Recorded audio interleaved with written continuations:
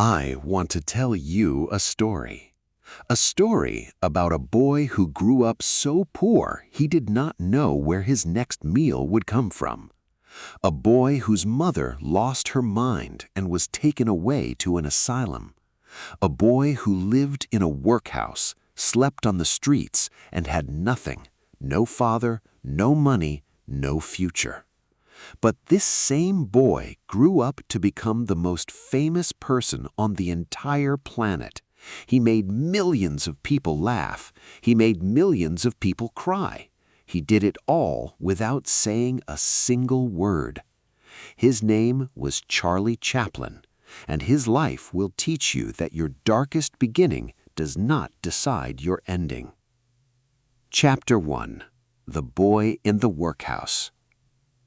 Charlie Chaplin was born in London, England in 1889.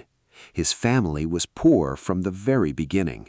His mother, Hannah, was a singer with a beautiful voice. His father was also a performer, but his father left the family when Charlie was still a baby. Hannah tried her best. She sang in small theaters to earn money, but her voice started to fail. She could not get work. The money disappeared. When Charlie was 7 years old, his mother could no longer take care of him. He was sent to the Lambeth workhouse, a place for people who had nothing. Children there wore uniforms. They cleaned floors. They ate thin soup. It was cold, it was lonely, and it was frightening. But even in the workhouse, Charlie noticed something. When he did something funny, a silly face, a strange walk, the other children laughed.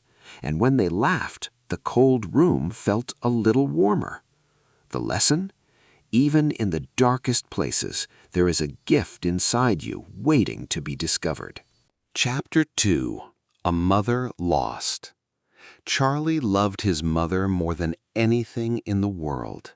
Hannah was kind and creative.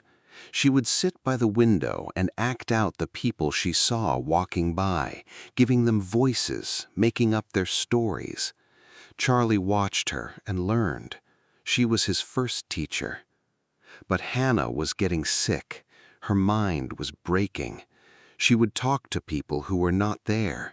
She would cry for hours without reason. One day, men came and took her away. Charlie was 9 years old. He stood at the door and watched them take his mother to a mental asylum. He did not understand what was happening. He just knew she was gone. Now Charlie and his older brother Sidney were alone. They slept under bridges. They begged for food. They searched garbage bins for something to eat. Charlie wore shoes with holes so big that his feet touched the wet ground. But he did not stop. He did not give up. He told himself, "One day I will take care of my mother. One day I will bring her home." The lesson? Pain can break you, or it can give you a purpose. Charlie chose purpose. Chapter 3. The stage finds him. Charlie started performing when he was just 10 years old. He joined a group of child dancers called the 8 Lancashire Lads. He was not the best dancer, but he was the funniest. He could make the audience laugh with just a look.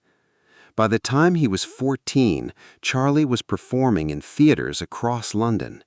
He joined a comedy company run by a man named Fred Carno. This was like a school for comedy. Charlie learned timing. He learned how to fall, how to trip, how to turn sadness into laughter. He was still poor. He still wore old clothes. He still did not have a real home. But he had something now, a skill that no one could take away from him. In 1910, the Carno Company went to America. Charlie was 21 years old. He stepped off the boat and looked at a new country. He had no money. He had no connections. He had nothing but his talent and his hunger. The lesson? You do not need permission to develop your gift. Start where you are, with what you have. Chapter 4. The Little Tramp is Born. In America, Charlie joined a small film studio called Keystone. Movies were new. They were short, silly, and silent. Nobody took them seriously, but Charlie saw something others did not. He saw the future.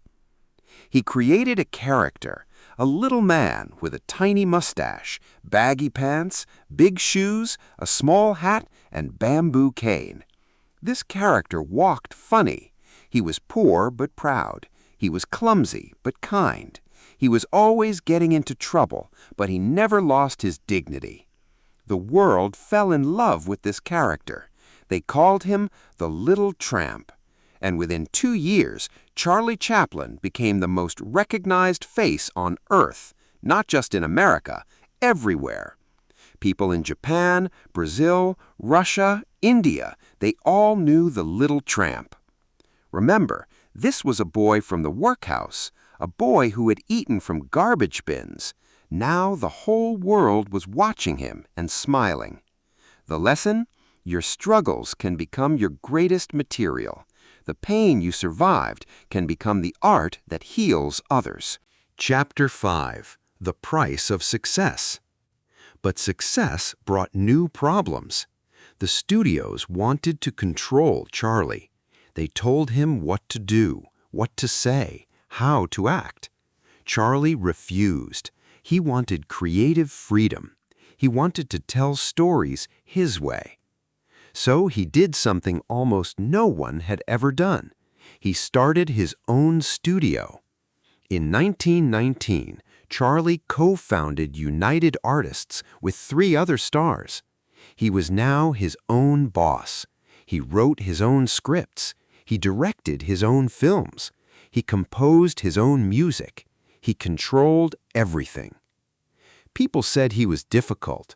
They said he was a perfectionist. He would film one scene 100 times until it was right. He would spend years on a single movie. But he did not care what people said. He cared about the work. He cared about making something true, something beautiful, something that would last. And it did last. His films, The Kid, The Gold Rush, City Lights, Modern Times, they are still watched today, almost 100 years later. The lesson? Protect your vision. The world will try to make you ordinary. Do not let it. Chapter 6. Facing the Storm. In the 1940s and 50s, the world turned against Charlie Chaplin. He had made a film called The Great Dictator, where he mocked Adolf Hitler. Many people loved it, but some powerful people in America did not like Charlie's political views. They called him dangerous. They called him un-American. The FBI watched him. Newspapers attacked him. In 1952, while Charlie was traveling to London, the American government told him he could not come back. After 40 years in America, the country that had made him famous shut its doors on him. Charlie was heartbroken, but he did not beg. He did not fight publicly. He moved to Switzerland with his family. He said, "I have no further use for America. I would not go back there if Jesus Christ was the president." He was 70 years old when this happened. Many people would have become bitter. Many people would have given up. But Charlie kept working. He kept creating. He kept living with grace. The lesson: you cannot control how the world treats you, but you can control whether you let it steal your peace. Chapter 7. The World Says Sorry. 20 years passed. The world changed. People began to see that Charlie Chaplin was never dangerous. He was a genius. He was an artist who used comedy to tell the truth about poverty, power, and the human heart. In 1972, the Academy of Motion Picture Arts and Sciences invited Charlie back to America. He was 83 years old. He walked slowly onto the stage at the Oscar ceremony in Hollywood. The audience stood up. They clapped for 12 minutes, the longest standing ovation in Oscar history. Charlie had tears in his eyes. The boy from the workhouse, the boy who had slept under bridges, the boy whose mother was taken away. He was standing on the biggest stage in the world, and thousands of people were telling him, "We are sorry. We love you. Thank you." He received an honorary award for the incalculable effect he has had in making motion pictures the art form of this century. The lesson: if your work is true and honest, time will prove you right, even when the present does not. Chapter 8. Why this story matters to you. Now, let me ask you something. Have you ever felt like nobody believes in you? Have you ever felt like the world is unfair? Have you ever looked at your situation and thought, how can someone like me ever succeed? Charlie Chaplin had every reason to quit. No parents, no money, no education, no connections. The system was designed to keep him down. But he found something inside himself, a spark, and he protected that spark until it became a fire. You have that spark too. Maybe it is your creativity. Maybe it is your kindness. Maybe it is your ability to make people laugh or think or feel something real.